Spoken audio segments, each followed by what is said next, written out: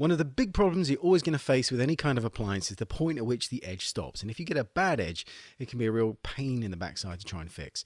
So here I am going to trash a perfectly good piece just so I can show you how to create and solve really, really bad edges. So I'm just tearing away here at the silicone. This is a silicone appliance with a cat plastic barrier, and I'm deliberately just pulling out chunks and ripping out pieces just to kind of ruin it as much as possible to give you like a worst case scenario, and then I'll take you through the steps of how to fix it and repair the edge.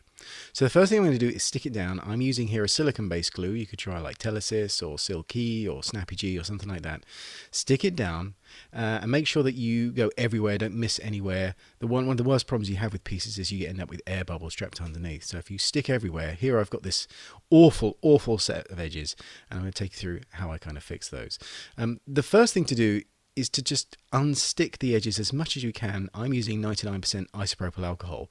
What that does is it temporarily releases the glue without taking it away, making it sort of soft enough for you to be able to pull the edges around and try and replace them in the correct position. And then the alcohol will evaporate away and you're left with the piece being in a better place. It won't be a flawless fix by any means, and it's not dissolving anything, but what it will do is it will allow you to unstick and then reposition the piece so that you can get rid of the worst of the buckles and the folds and stuff on the edges. One of the worst things you can have is an edge that's not actually attached to the skin. So I'm very careful to make sure that everywhere is attached and glued. So it's very important to lift all the edges, make sure everything is stuck down and secured. So here I'm using some tweezers just to pull out any nasty bits of cat plastic and any edges that I can't save. It's possible you won't be able to save everything. So if you can't save something, or it's kind of balling up into tiny little bits of silicone and cat plastic, the best thing you can do is just pluck them away. Just get rid of them so they're not really a factor anymore, because an edge we can fix, but a big lump of something we can't fill that, because the filler would have to go over that and you'd end up with something that was even thicker. So it's very important to try and get rid of everything that's not necessary. So any edges that are unstuck, stick them down. Any bits that are peeling up, rip them away, either pluck them or snip them off with scissors before you apply. And then once you've got that down, then you can basically just kind of re-glue any loose edges, because like I say, an edge that isn't stuck is an edge that you can't fix. So even if you've got atrociously thick edges, it's very important that everything is stuck down to the skin as much as possible so that it's really, really secure. And then once it's secure, then we can fix it. Any edges like this where you've got bits of cat plastic lifting, just kind of dissolve those off. You can either use an acetone type remover or even something like a nail varnish remover. That would work too, just to break up those little edges. So now that I've done all my sticking with my edges, the edges are better but they're not great. What I like to do is stipple over those with a little bit of silicone glue, just to kind of make sure that the whole edge is completely covered with glue and that any tiny bits of edges that aren't stuck can be pressed down. So I've removed all the bits and bobs. You may get these silicone bogies. I'm now going to put some blue marble sealer on, spray that over the whole thing, and then I'm just going to give it a couple of coats, and I'm going to stipple it down with a sponge to smooth it out, and then I blow dry this with a hairdryer just to kind of speed it up. You may need 2 or 3 coats of this, and that basically keeps the surface nice and sort of sealed. Then I'm going to stipple some of this Beta-Bond over the top. You could use Prosthetic if you wanted to. And the idea of this is to help build up a little bit of texture and thickness over the edge, because you can tease this out. You can put a little bit in and blend it out. It makes it very nice way of gradually building up for very small edges. You couldn't do this for big edges, but for small edges, you can use this quite successfully. Just be careful with this that you don't do this. You don't want to leave a big blob of glue and let it dry like that, because then you'll end up with another edge. So that's a big cross there. Don't do that. What you want to do is just stipple it out with either a cotton swab or a piece of sponge, and just tease that edge out, because you can do this in 3 or 4 layers. It's quite effective actually to do several thin layers and build them up rather than one thick layer. And if you do it in several layers, you can tease them out into the skin. So the first layer you go out a little bit, the second layer you spread out slightly further, the third layer go out further still, and that way you're going to graduate the thickness of the edge. So it's a nice way of teasing the edge out. So here I sped this up just to kind of accelerate things. I'm doing the same thing again around these edges, going in with a little bit of glue, still using the Beta-Bond, teasing out with a cotton bud. And now I'm going to use this stuff. This is prosthetic transfer material from Christien Tinsley, and it's basically a prosthetic material made from a thickened Prosthetic compound. There are various types of sort of Prosthetic-based creams you could use, and basically it's a very handy material for filling edges like this. I wouldn't want to fill anything more than about 1 millimeter thick with this stuff because it takes a while for it to dry, but you can build it up in several layers. So this is a really good material because it is basically a prosthetic material for making small pieces. It's also very good for filling edges, so it's a good thing to have in your kit. You can smooth the edges of this out before it dries by using a little more Beta-Bond or Prosthetic because they're very similar materials, so they kind of have a kinship and they work well together. So you can use this before it dries, just tease the edges out, and also you can put back a little bit of texture because it can be quite noticeable that you get this sort of streak of smooth filler that dries and then suddenly the skin texture's gone. So I'm quite careful, if you can, to try and replace that skin texture with a sponge as you go, because that way you'll get a much more sort of natural finish and a nice transition between the piece and the skin. So here you can see I've added a couple of layers. I'm building up gradually. Depending on the warmth of the room, it may take 5-10 minutes to dry up, or it could take an hour, so depending how thick you go. So if you keep it maybe 1 millimeter thick and use a blow dryer, you should be able to dry it out in about 5 or 10 minutes. So it's a nice way of building these things up, but it still takes a little bit of time, so you've got to allow for that, and you're better doing, like I say, several smaller, thinner layers that can dry than one big thick one, because it'll take far too long to dry. Once that is done, I've stippled over the top of this with a little bit more Beta-Bond, again to kind of give it a uniform finish so that there's an even sort of stipple texture that goes from the piece and then transitions into the skin. Here's the kind of final result.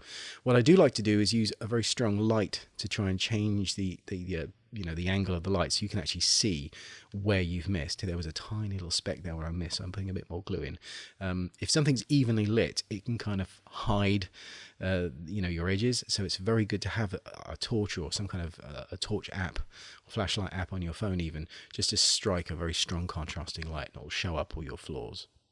So for thicker edges, what I'm going to do is I'm going to fill this edge. I'm using Skin Imitator. You could use something else like Third Degree or Sculpt Gel. It's basically like a silicone paste that you mix up and then you smooth that into the surface. Now what's nice about this stuff is it doesn't dry in the way that Prosthetic dries. This actually cures. It's a chemical process. So even if you make it 1 inch thick, it'll still set up in the same amount of time as a small amount because it's a chemical curing process.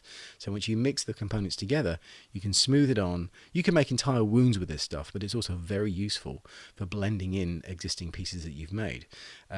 Here I'm just using a little bit of alcohol on a cotton swab before it sets up, just to help tease out those tiny edges, because it's very hard to get a flawless edge in one hit. So I put it on as quickly as I can with the spatula, or use like a palette knife or something, and then I'm using a cotton swab just to kind of help smooth it out. And then once that is all sort of smoothed out, you can then hit that with a hairdryer again to try and speed that up. This stuff cures with heat, so if you use a warm hairdryer, don't use too hot, just a warm hairdryer, just kind of keep the heat on there for 5-10 minutes. Just keep checking at the edges, and also check on your palette where you've mixed it up, and then you'll be able to get a good idea of how it's curing. It's not a sudden thing, it's a gradual setting, so just keep your eye on it.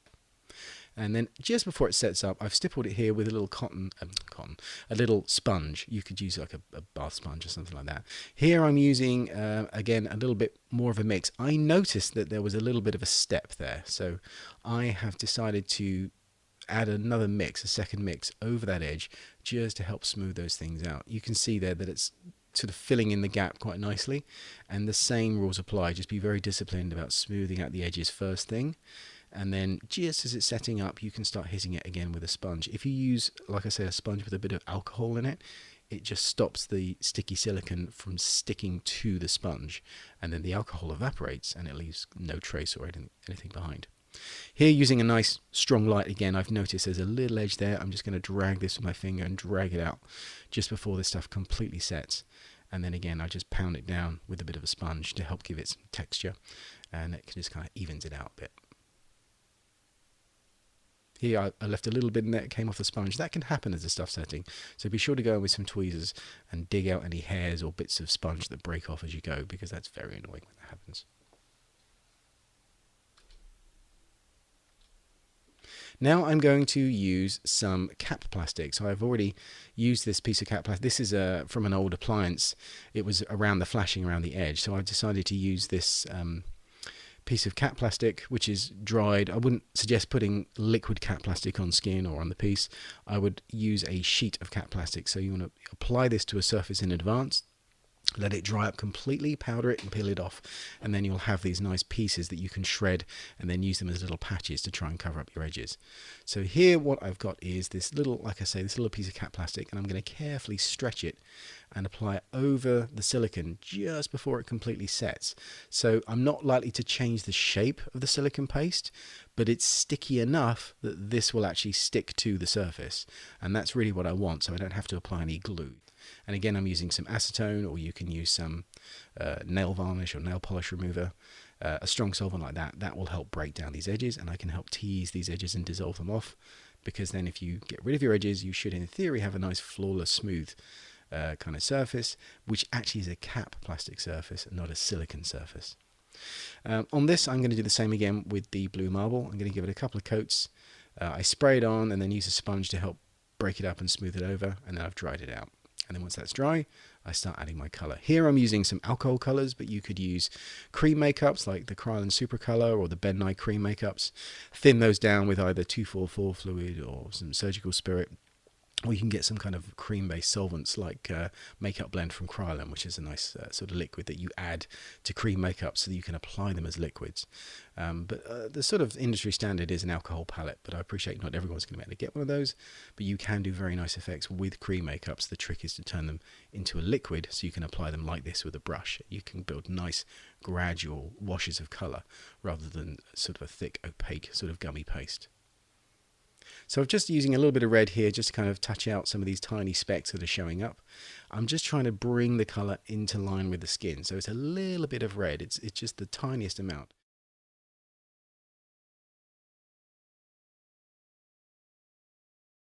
And then once I've kind of got that blended in, I'm going to start putting in some scratches and some scuffs and stuff to help make this area look a bit more wounded, so that the effect isn't solely on the appliance. There's also some additional little scratches and cuts around the outside. So I've just had some faint kind of scratch lines that are quite pinky, and then I'm using like this kind of scabby blood kind of colour inside of that to kind of create a nice crisp edge. I'm using a little bit of yellow here and some black just to kind of give it the fatty kind of tissue colour, and also the black in the centre is just to kind of help give it some depth so that you don't see a pale centre to the wound. And then I'm throwing on some of this Rob Smith blood. It works very nicely. I just kind of stipple that in there and move it around, and I'm just using like a wet wipe to kind of tease it around. And there you go. That's your sort of finished result. Obviously you could spend more time painting and colouring, but as a demo to demonstrate how to fix edges, I think it worked quite well. Be sure to check out Prosthetics magazine if you haven't already. You can see us on prostheticsmagazine.co.uk and check out the Facebook on the same name.